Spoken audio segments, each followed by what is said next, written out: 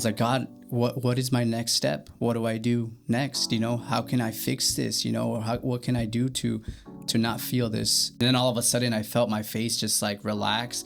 My shoulders went down, like my toes just relaxed, like my body relaxed. And I just felt like almost like if I took a deep breath all the way through my body, and just this sense of like calmness. Why are you allowing this to happen to me? Yeah. And that's where that feeling of forgotten came in. I'm like, and I'm driving there, and I don't know, I just felt like this need to pull over and like just start crying because I was like so happy, which is what I did. I pulled over, I started crying. I was just so happy. I put on a worship song and I'm crying. I'm like, God, I don't know, you're so good. Like, you are so faithful, so good. What's up, everybody? Welcome back to the podcast, the Living Gratitude podcast. I'm here with my lovely wife, Anel. Today, I'm excited to get into a new episode. Today, we are going to be going over our Truth Over Lies deck again.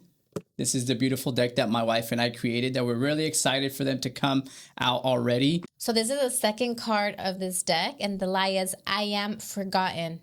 And with that, the truth is, I am remembered and known by God.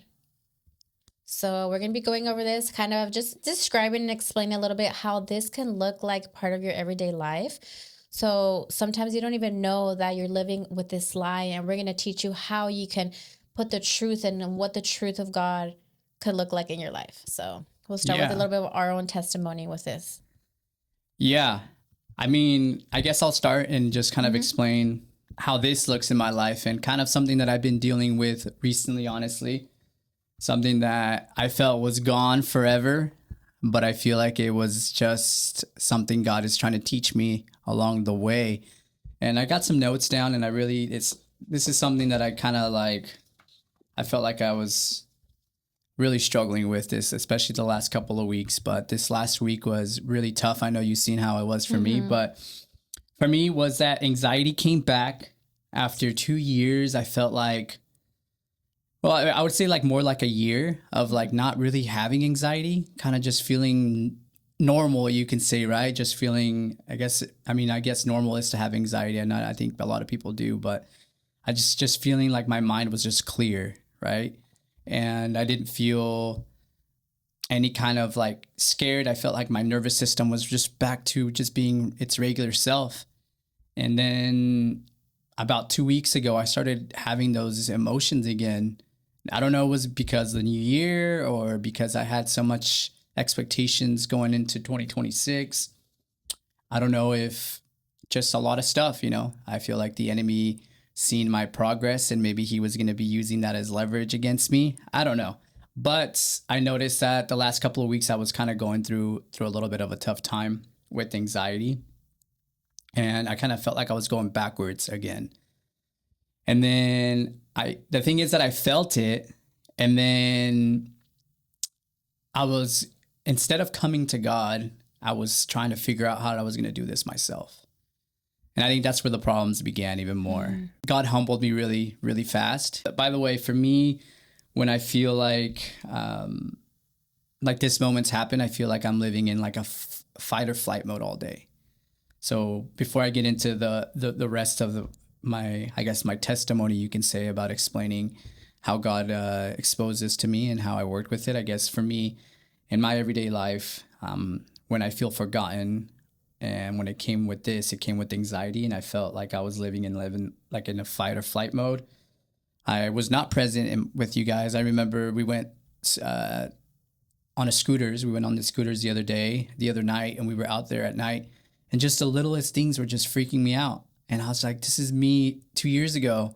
Like, I was looking around. I was like, what am I looking around for? Like, I'm safe, and like, but it just kept giving me this pressure on my chest. I ended up going to a field trip with Noel, which is my son. We went to a cheese factory nearby. And for some reason, I was freaked out in the bus. And I was just like, I just want to get there. I want to get home, or just like, and I wasn't enjoying my time.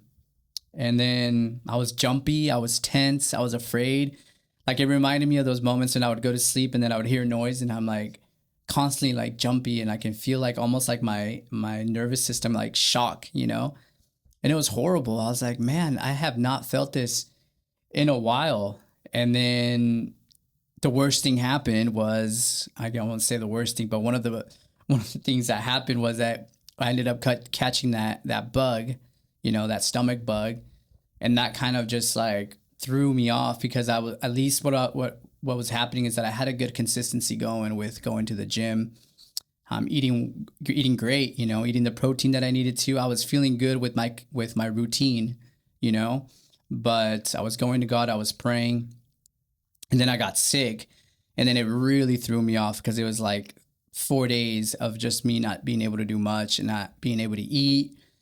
And then that first day, I remember spending the whole day just kind of laying in bed and then lounging, and then like almost like I felt like it was my opportunity to take a day off. And I was like, oh, I'm going to take the day off. And that's fine. Take the day off in things that are stressing out your body, but don't think you're going to just take the day off and not focus on what God is wanting you to see. And that was a big issue for me, because I started trying to find entertainment and other things to distract me from what God was trying me to see. And before, in these moments when anxiety would creep in, especially when I would get sick, I had my escape, which was marijuana, which was alcohol. But now I didn't have that. I don't want that, right? So then I was searching for other things, and I was like just looking at my phone and just like scrolling and mindless scrolling and even try to like look for things to shop for. And I was like, what am I doing? It made me feel more like if I was like abandoned in my own mind, And that's like kind of the forgotten feeling that I felt that day. It was just like I felt like abandoned in my own thoughts and in my mind. And I felt like God was just forgetting about me. And I was just like, God, I thought you delivered me from this. Like, did you forget that you delivered me from this? And then, I kept just doing that, took a nap, and then I kept trying to pray. And then the prayers were just not going how they used to. And then I was just like, it's not even working anymore. And I was just feeling so discouraged until like, I remember I woke up from my nap, and then that's kind of when I felt really convicted. And I was just like, okay, Noel, what are you doing? Like, you're not doing this alone like this again. Like, you're not going through this battle like this again. Like, this is not how it's going to go. That's when I realized that I was hiding instead of resting. I was hiding my emotions. I was hiding my feelings. I was hiding my nervous, emotions, my panic attacks. I was hiding them, instead of resting, and really not resting just by laying there, but resting my mind, right? Like, yeah, we're constantly saying like we're resting our bodies, but we're not resting our minds from the outside noise, And sometimes we just get overwhelmed and overconsumed with some of the stuff that we see and that we hear, that we kind of just need to kind of take a fast from that as well. And it made me realize that I was just like, man, I think I'm just overstimulated with so much stuff, and I'm searching for more and more. It was just like, it's addicting. You know how phones are, like they're so addicting. So I decided to put my phone down, and then I was like, you know what? I'm gonna just keep chasing prayer. I'm going to keep chasing prayer. I don't care how many times I'm going to try. I don't care how many times it's going to take, but I'm going to continue chasing prayer, because I know that God has an answer for me. And I don't know what that answer is yet. I don't know how I'm going to get through this, but I know that God has an answer for me.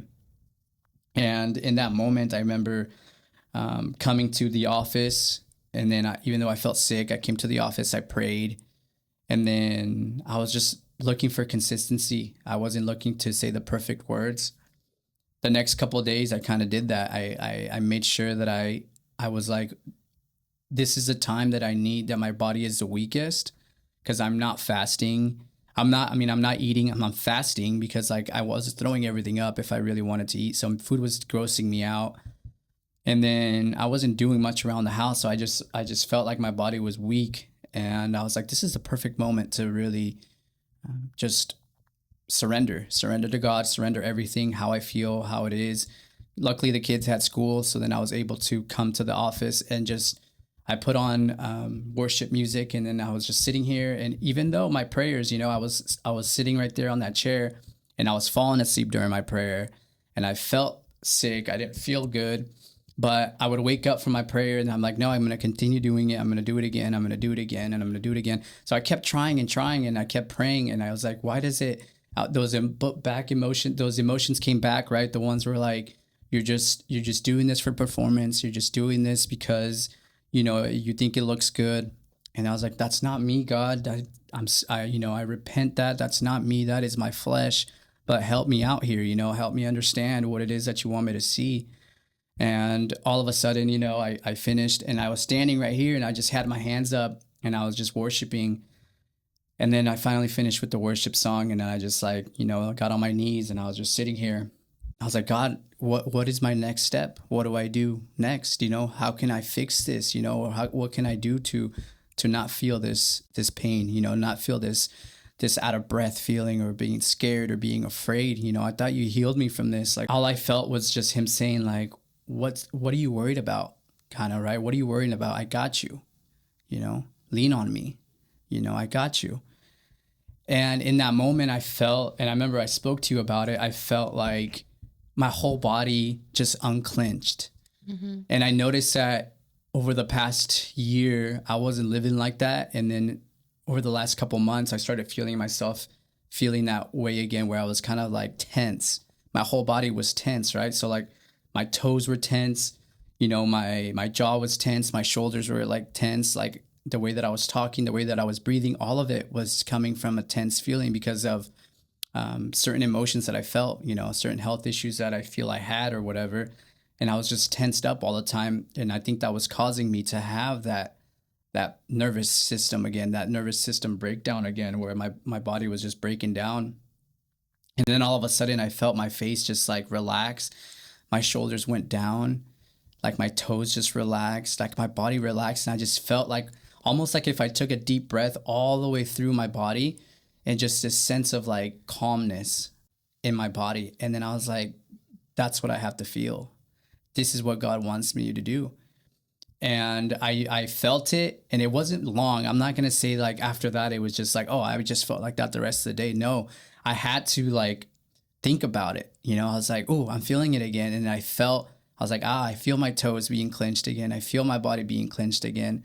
I feel my heart racing. I feel my breath just kind of being short breaths. I was like, let me just take a deep breath, let me expand my belly, let me take deep breaths. Let me relax. Let me bring my shoulders down. Let me bring my, my face. Let it just rest. And then when I would do that, I feel again that feeling again that God gave me that first time. And I was like, this is what I need to do. This is what he wants me to do. Just relax. Why are you stressing out over something you can't control? And in that moment, I started kind of realizing that, yes, he gave me the gift of taking it away, but now he is teaching me how to fight that battle with him. I feel like it's not a way of saying you're going backwards. It's more of him kind of refining me in those moments and understanding that like through him, I can do anything, but I need to surrender, and I need to come to him. I'm going to have those battles come up, and he's teaching me how to go into battle with him. Right. So in a sense, he's not removing the battle. He's just training me how to battle with him in it. Mm-hmm. I think that's the ultimate thing that I seen from him in this moment. Right.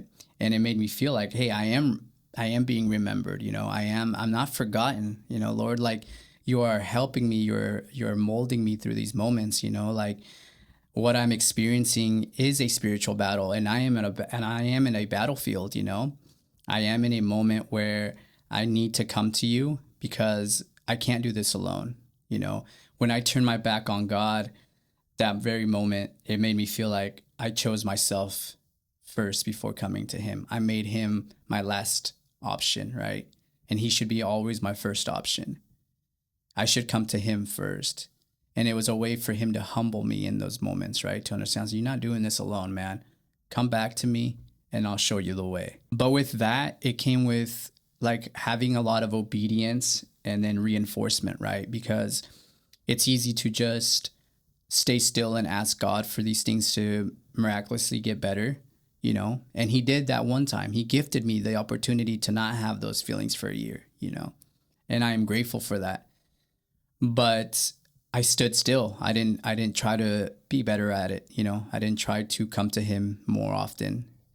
And it made me realize that I needed to have more obedience and more reinforcement in my life. And it's funny because I remember I told you that I think last week at church, I felt so convicted to go get prayer. And I was like, oh, I need to go get prayer. I was like, God is telling me that I can't do this alone. Like, I need reinforcement. You know, I need my brothers and sisters to pray for me. I need to go up there and get prayer. And I had so much pride that day. Like, I was like, man, I don't want to go up there. And like, they asked, and I'm staring at the lady, and then I'm staring at the other brother over there. And I'm like, oh, I'll go right now. And then I would wait, and they're like, oh, it's okay. Somebody just went up there. I will go after. And then I kept doing that. And I'm like, man, and I never committed to going. And I felt so bad after church. I was like, man, I feel so like, I feel like I disobeyed him. Like, I feel like it was my moment to get prayer. And who knows, maybe if I would have got prayer that day, maybe I didn't have the week that I did. But because I did, I'm not saying God didn't punish me, but maybe those are the consequences that I had to go through because I didn't get reinforcement, you know? And then, so then I had to be obedient, right? I felt like throughout the week, I was like, okay, I'm going to get prayer. Like, God is telling me I need to go get prayer. And I have, you know, Pastor Dylan and Ryan, who I really look up to. And I was like, those are the brothers that I want praying for me. Those are the brothers that I want to go to battle with. You know, I want their prayers, you know? And I was like, next time I see them, because I was like, I don't want to text them and ask them for prayer. Like, I want physical prayer. I feel like that's what God was telling me. Like, you need physical prayer, you know? So then men's breakfast came around on Saturday. And then I was like, okay, cool. I'll ask Ryan there. Ryan runs a show. He can pray for me there. And Pastor Dylan's there too. Even better, you know, I'll have him pray for me. And then that day comes around, and then I get there and Ryan's not there in the beginning. And I'm like, where's Ryan at?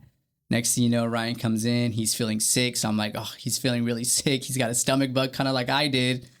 And I was like, I don't want to go ask him to pray for me right now. You know, he's the one that needs a prayer right now, you know? And then I was like, and then he left early, or didn't leave early, but he had to cut right away after the men's breakfast, because I think he has some classes that he does. But then I seen Pastor Dylan there, and then I got caught up talking to another brother, and I was like trying to leave, you know, and I was like, okay, Pastor Dylan's by himself. I'm going to go talk to him. So I'm trying to cut the conversation short. Next thing you know, somebody else goes and talks to Pastor Dylan. I'm like, oh my gosh, like, when am I going to get my opportunity to go ask him to pray for me?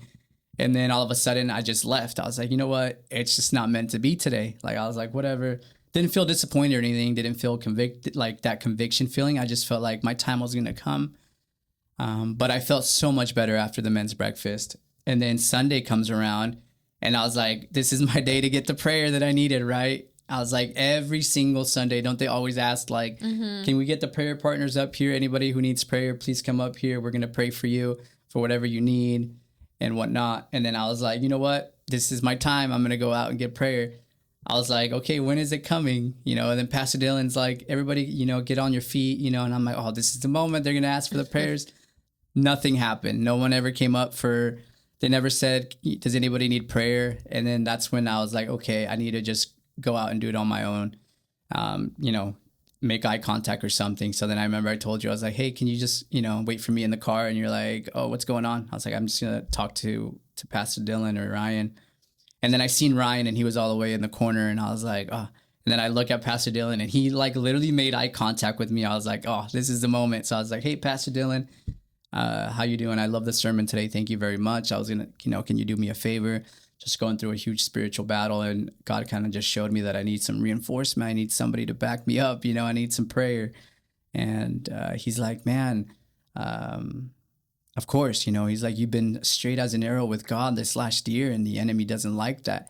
But at the same time that he's talking to me, I just feel somebody touch my shoulder, and then I look over, and then it's my other brother, Ryan. And then I was like, oh my goodness, talk about not being forgotten. You know what I mean? Like, that is those moments where you're like, God he has not forgotten me. He put the people in front of me who may make me feel the most comfortable and who I trust the most right now in my life. And he put them together, and they were both able to pray for me right there in the middle of the church. And it just made me feel like, wow, like God is still looking at me. God is still, he still sees me, you know, he's not forgetting who I am. He's sending the things that I need, you know. It's just that he can't just give it to me. He can't hand feed it to me, because it's about learning. It's about trusting. It's about putting faith in him. It's about being obedient. And because I did all those things, right? Because he gave me the strength to go through all those moments. That was the outcome, right? That was the provision that I seen. It wasn't some miraculous miracle, but it was two brothers who I trust to put their hands on me and pray for me. And it was the peace that I got from it, you know, and understanding that moving forward, that he's there regardless of these feelings that I have. I can always go back to him and understand that he has my back, that I am not there by myself. So what just made me feel was that I'm not forgotten, I am remembered, I am known, and I'm never alone.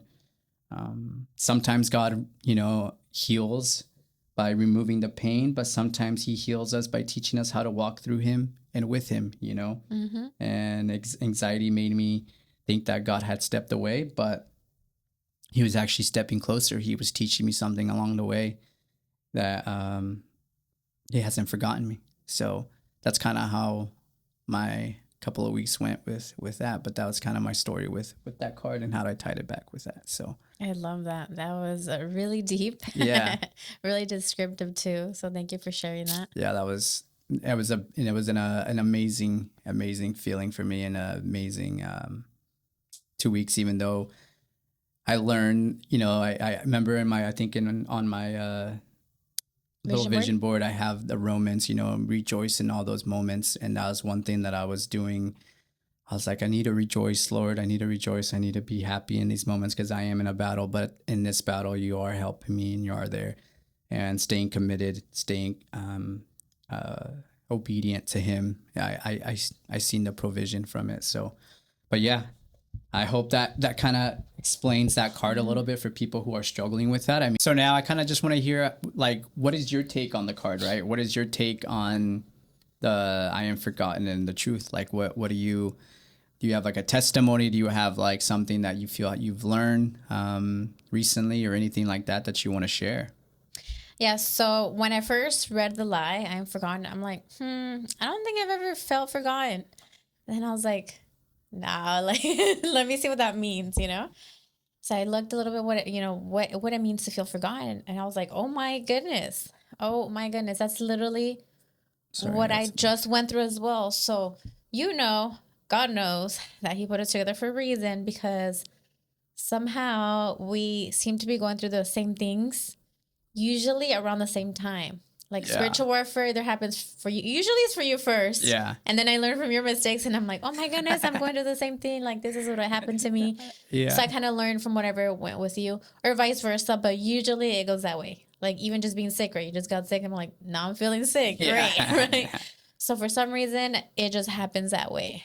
So it's crazy that you got that message recently out of, you know, the whole anxiety situation, that your main message at the end was, you know, your act of obedience, right? One of the main messages was something that, you know, I've been struggling, and I'm sure you all know I've been struggling with, because I mentioned it quite a few times, but it's my issue with food, whatever you want to call it, stronghold with food, addiction to sugar. It's more sugar than anything. Yeah. But I mean, in shows, I put on so much weight this last year. My biggest stronghold has been my food situation. I want to say like almost my whole life, you know? And it is so crazy to think, because I've gone through so many struggles. And back then, before I met Christ and all that, before I was saved, I did the whole new age stuff. And a big thing for me was figuring out how to get, rid of this food situation. So then when I came to Christ, I'm just like, God, help me with this food situation. Like, I don't want to idolize food. I want to steward my body. So when I met Flori, which is one of my mentors, and helping me learn the Bible and helping me build my relationship with Christ, like how and what it takes, to know more about that. Your identity, right? My identity in Christ. Yeah. So one of the main things she taught me was, one, surrender. So I'm like, God, I surrender this to you. Like, I don't want it. I don't want to carry this anymore. Help me get rid of this. That was one of the biggest things, right? Yeah. So I feel like, God, I surrendered this to you. Why do I still have this issue? Then another thing she taught me was, have the Holy Spirit guide you and lead you. So I'd pray like, Holy Spirit, guide me, lead me. I don't want my flesh to lead me. Yeah. When I'm about to eat that thing that I know I shouldn't eat, Holy Spirit, help me not do the thing.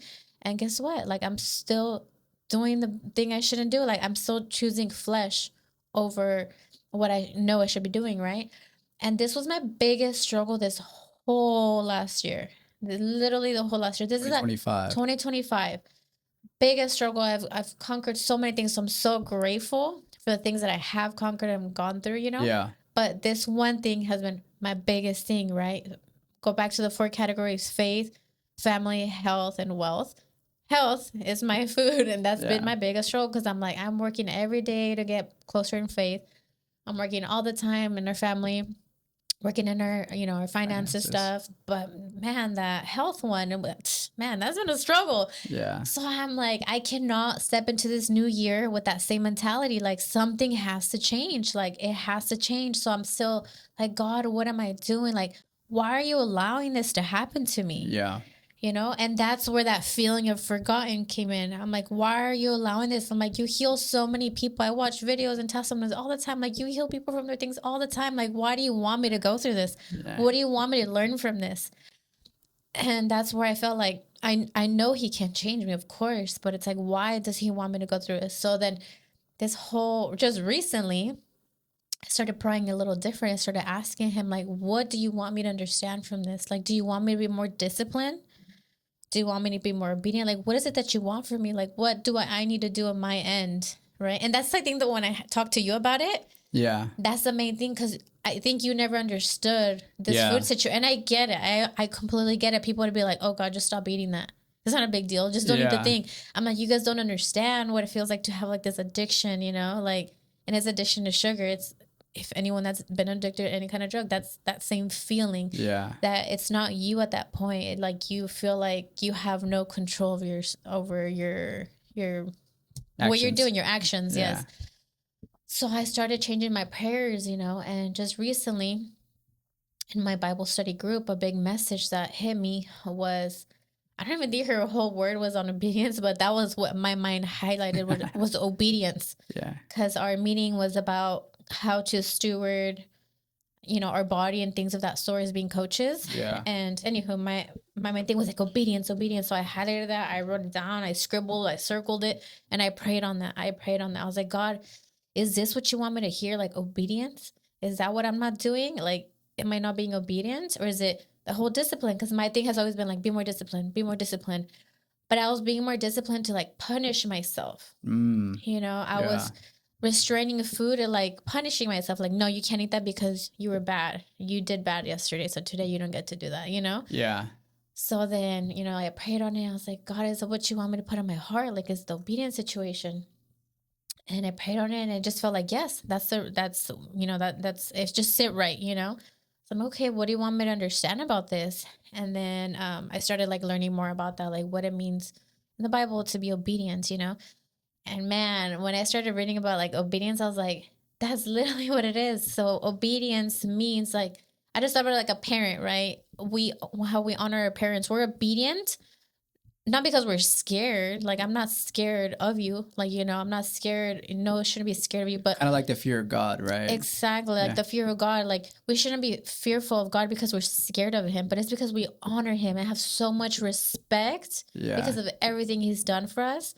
And that's what it means to be obedient. So he already has written down, we have our laws written down, like our commandments written down, all these things written down of what to do to be obedient. And if it's just simple, if you're not doing what you know is right, what's biblically right, you're being disobedient. If you're being disobedient, what does that mean? You're not walking in your path. Yeah. You're not being aligned to God's will, like to what he has in store for us. Yeah. I don't know, that just like hit me so different. And so when I was sitting on that and I was praying on that, which is like insanely crazy to me, but I remember I was on my way to the wrestling tournament. Yeah. And I was like, you know what? I'm not going to rush today. So I messaged the head coach like, hey, I'm going to be a little late. And I was like, I'm not going to rush now because I feel like I need to pray. Yeah. And then I was like, I feel like I need to fast today. And I still haven't been like really been in with fasting, but I was like, I feel like I need to fast today. And not for any other reason than just like hear his voice clear. Like, what do you want me to get from this? Like, is this obedience thing, was that the missing link? That was my main question. Yeah. Like, is that all I needed to hear? Like, I'm good. You were searching for answers. Yes. You wanted to hear that voice. Exactly. So that's what I did. So I was like on my way to the wrestling tournament, and my intention is like, I'm going to fast and I'm going to take some time for prayer in between the tournament. That was like what I'm going to do. And I'm driving there, and I don't know, I just felt like this need to pull over and like just start crying because I was like so happy, which is what I did. I Yeah. pulled over, I started crying. I was just so happy. I put on a worship song and I'm crying. I'm like, God, I don't know, you're so good. Like you are so faithful, so good. And I like he put that message in me like that's what you need to like that's what you need to know, you know? And I'm sitting there crying in the car. Paul pulls over, and then who messaged me. So Yeah. there's this lady that works for the rec department here in Livingston, Yeah. and Noel and I, we don't really talk to her. Super, super kind, Yeah. but we don't really talk to her. We just talk to her when it is that we volunteer for the The rec city, sports. like the city league sports. Yeah. Yeah, so we have never exchanged messages or anything of that sort, but obviously we have each other's numbers because we have volunteered. And she messaged me, and I was like, I just thought it was the strangest thing because we've never talked about God Yeah. or anything of that sort, you know? But she messaged me and said something like, God sees you. Like, God sees you, stay faithful or something of that sort. And I was like, man, it just added to me crying. Cause I was like, God, I know you use people and you use things like it gave me that reassurance. Like, It made you feel remembered. exactly. So pointing it back to the card, it goes back to that, like, even in the moments that it's so quiet, like you feel like God's not listening to you, he might not be answering your prayers at the time being, just stay faithful. Yeah. Just stay, the word obedient, but literally just continue doing what you're doing and stay on the right path, and the answers will come, Yeah. and you will feel remembered. Yeah. And I don't know. It was just like the biggest thing for That's me. beautiful. Yeah. So a great start to my 2026, and, obedience is on my vision board. It says consistency is my act of obedience. And it's like one of the biggest things I have on there. And I was like, oh my goodness. Like I didn't even realize like I chose it for a reason, but I wasn't really like putting thought into it until now, So that's my testimony of how it's just been like tied up with the card. Yeah. I mean, that is beautiful. I think same way, right? I think when we tie this together, we understood that obedience is the key to see that provision, to see what God is doing in our lives. So many times we act out of our comfort zone, and things like that scare us. They give us anxiety, they give us fear, and and it makes us feel like we can't trust anything or anyone. And then it makes us feel like we have to go back to our own ways, which is comfortable for us, And in those moments is when we turn our back to God, and then we think that God is so far away, but it's just us turning our backs to him. And then moments like that where you kept coming back, you took away what your body was craving the most, which is food. So you cut out that source, right? Now you're craving food, but then you went to God.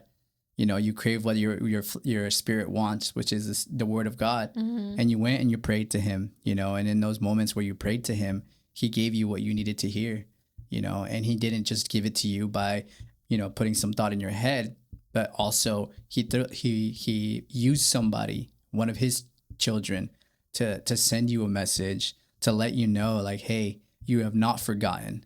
Same way that he did with me, right? At the men's breakfast, he didn't, he's like, no, I'm gonna wait for the perfect moment, so that this is a gift for you. And he put both of those brothers in front of me to pray for me and to remind me that, hey, you're not forgotten. I do see you. I do see the work that you're putting in. I do hear your prayers. He does see you all the time praying. Nobody else sees you. Nobody else sees the struggles behind the doors, or where they're crying when inside the car. Nobody sees that. You just feel it, and you're hoping that he, you have faith that he's hearing you, and he's working in you, And a lot of the times we feel like we become so impatient, and we want it to happen right away. But you kept coming to him, and then you almost, rejoiced in those moments, right? You're like, God, what is happening here? Like, what do you want me to see? Like, if it's not quick healing that you're doing for me, then what do you want me to learn? And he taught you something, and in that moment you felt that provision, and you felt that joy, and you felt that happiness. And it's not something that you can carry for the rest of the 2026, Once you know, you can't unknow. Can't know, exactly. Yeah. And as much as you want to forget, he won't let you forget, and it's such a beautiful thing to see and to witness. And I think it's such an amazing testimony to hear you say that, because I know that, the struggles that you've gone through with this. So I'm praying that you stay committed to God, and stay coming back to him, and continue your your obedience with him, you know what I mean? And our obedience with ourselves when it comes to, for you, it's the food. For me, it's been the anxiety and the health, it's both tied up to health in totally different ways. Mine, it goes with anxiety and yours goes with food. But at the end of the day, we're walking on this together, and it's awesome to be able to have a group of people around us too, who are constantly supporting us. And I think that's the main thing about having a communion and having a church. A lot of people think that, hey, you don't need to go to church, to know God or whatever. It's not about knowing God and going to church. It's about having a community of people that you can have whenever you're going through times like this, because God's going to use those people in your life to be able to speak to you and to confirm things in your life. So, I mean, I think this was a great episode. I mean, if you guys are struggling with this in your life, just remember that God has not forgotten you. Keep being obedient. Keep going back to him. Fast if you need to. If your health allows it to, just go and fast, and go ask for help. Go ask your brothers and sisters out there to pray for you. If you need prayers, let us know down below. We'll pray for you. And stay faithful. That's faithful. The biggest thing. Have your faith grow. 2026 is a big year.